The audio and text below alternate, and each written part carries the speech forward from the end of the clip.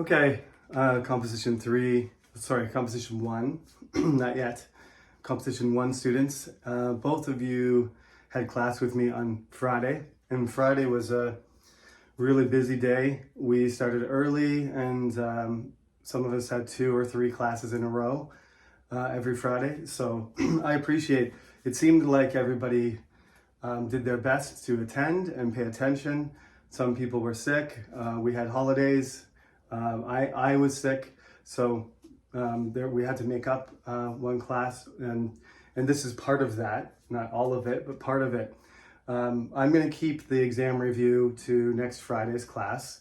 So this is not urgent. You have 2 weeks to watch it, but I'm going to put it up as week 14, okay? So even though our makeup class was about a month ago on the cyber campus, you can find this video under week 14, and it is mandatory, so you have to watch it.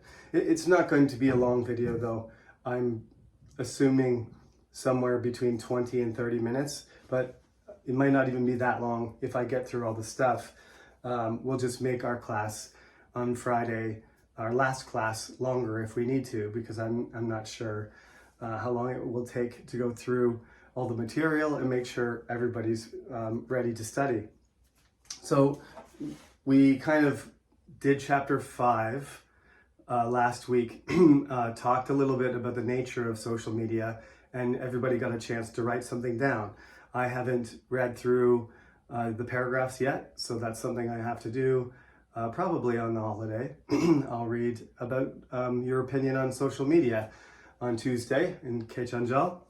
And then on Friday, I can give you some comments and some advice. And if you have any questions, I'll give them back to you so you have them to refer to. But there's not going to be red marks or grammatical corrections on everybody's, or I don't even have time really to write much of a comment. So I'm going to choose certain ones that I think are good examples of mistakes or good examples of correct argumentation or clean organization or effective, creative, original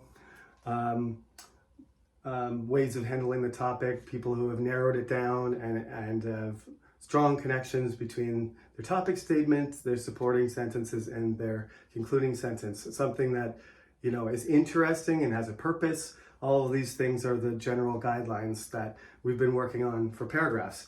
So the thing is, in this makeup class, what I want to say is I started out this class talking about all kinds of different writing, and I didn't used to do that. I told you one of the reasons is technology, writing technology, computer technology, AI, the world itself, how people communicate is rapidly changing.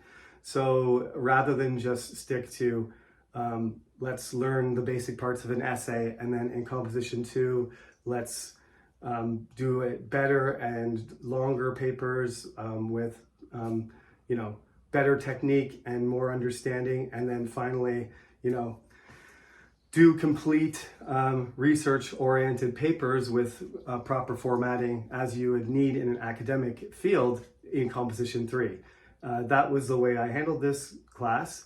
Some people liked that, some people did not, but I think it's time for that to change. So we still did 2 response papers. The second one you're handing in to me now. Those are still academic papers and still follow the same rules, but we did some creative writing. Within the scope of the responses and the exam, they're the same type of writing.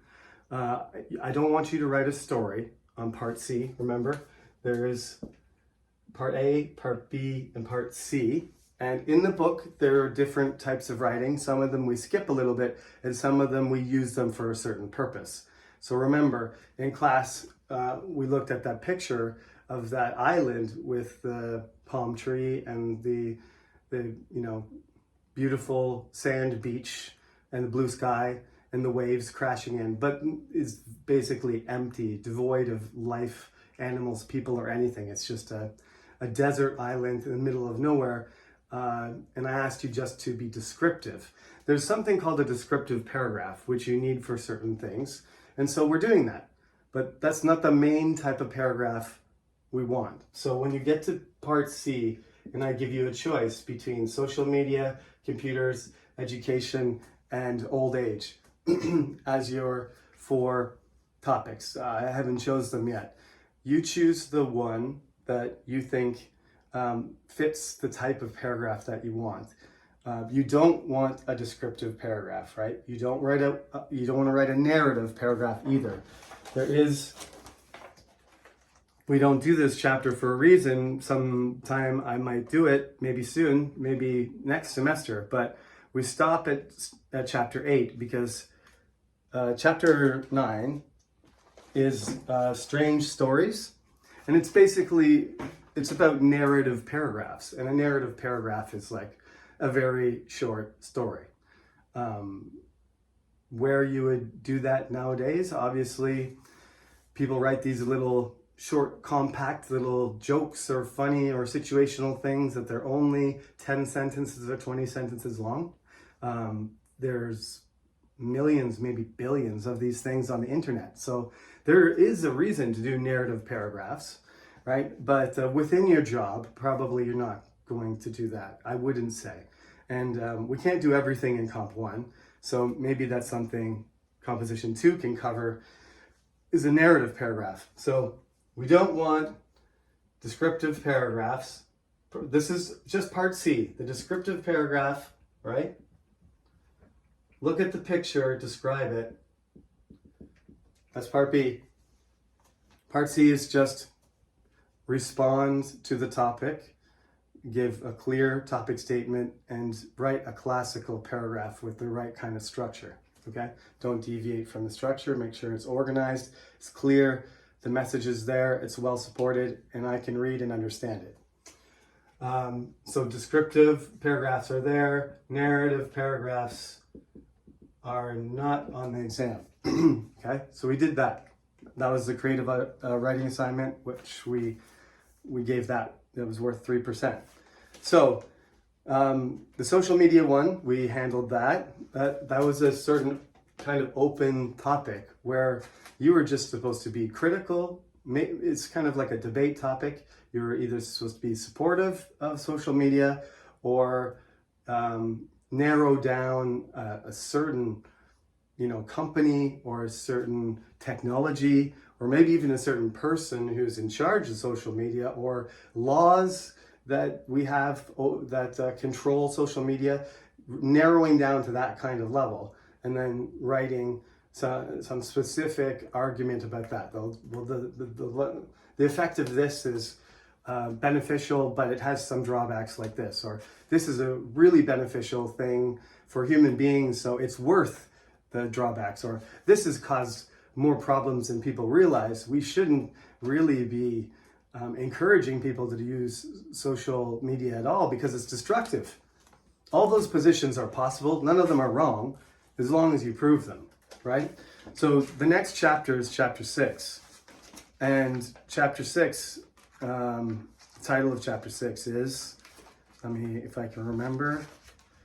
Yes, I wrote it up here, fact or fiction. There was a student who did a presentation in another class about misinformation and disinformation. And I think you go to university for a lot of reasons. One of them is to find what you're good at and find a job. Another one is to make friends, to socialize, maybe find a partner that you will live with in the future.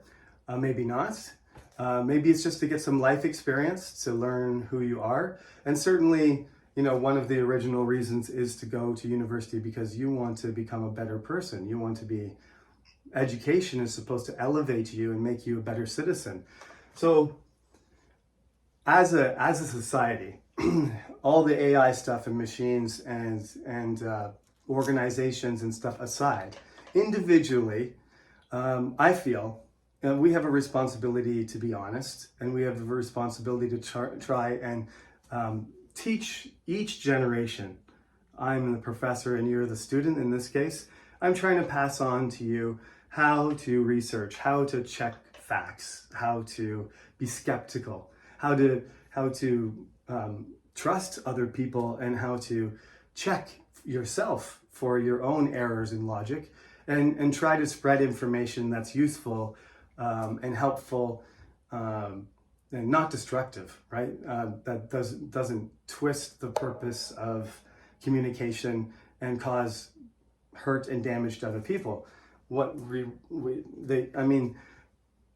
Facts are not debatable, as I said. A fact is something that we can all agree on. And then after the facts, we have to debate what we're going to do about these facts, how things can be changed or how things can be improved. Is there a problem? Is there a purpose to talking about this? These facts that we've discovered about the earth being damaged and the environment dying, these are facts. So what are we going to do about it? Are we going to argue about it? Are businesses going to be selfish and not spend any money? Are governments going to handle it? Is the United Nations going to do something? Are there going to be penalties? Or are we going to have private people and rich people lead the, new effort to be, to recover the environment and to invest in our future? What's going to happen? You can make predictions, right? You can give advice, you can make suggestions, you can insist, you can critique, you can say, this is all being done wrong. We've been doing it wrong. Long before I was born, before you were born, before I was born, we started doing this to ourselves hundreds of years ago at the beginning of the Industrial Revolution. And this is what we get. Of course, you can't just burn energy more and more, faster and faster without paying attention to what happens. We all know what happens when you burn something. Black smoke goes up in the air. So if you do that billions of times all over the earth, then the whole earth is covered in black smoke that kills you. This is not hard to understand. So anyway, you can't write it like this, obviously. You have to put together your own arguments and you have to be careful, and sometimes you have to be polite. But there's a certain point in an argument where you just have to say, this has to be done. This must be done. We talked about this a few times. You use your modal auxiliaries, right? This needs to happen. If we don't do this, it'll be a catastrophe. Sometimes strong language is used. Sometimes less direct language is used, more subtle, more persuasive, more suggestive. In the case that you need, I recommend, or I would suggest, or according to the research that I've gathered or that I've read or I've accessed, then this is a better action to take than this.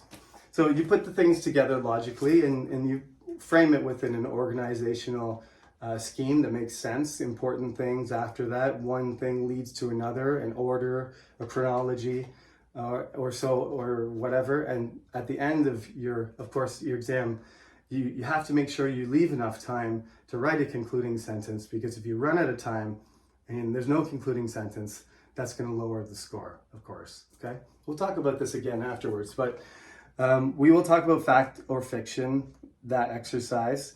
We'll briefly talk about that on Friday. There's some exercises that go along with that. Chapter 7 is about explanations and excuses. Forget the excuses part. That's a personal thing. We would do that in class if we had time. We would try and see who could come up with the quickest, most convincing excuse. Like being a master of excuses is sort of like being a master philosopher like Socrates. I can argue anything. I can make an excuse for anything. Some characters are like that in books. They can get away with anything. They have the ability to explain anything away. One of my favorite Romans, his name is Cicero, and on occasion I quote the nickname he used to have was Silver Tongue. Silver Tongue, Cicero Silver Tongue. And a lot of people hated him because when he spoke in the court, or he spoke as a lawyer, or he spoke as a senator or a respected member of Rome, he was very able to not only build his own argument, but critique and deconstruct the other person and show and damage their reputation and question their question their ability to make decisions and question their morality and being right.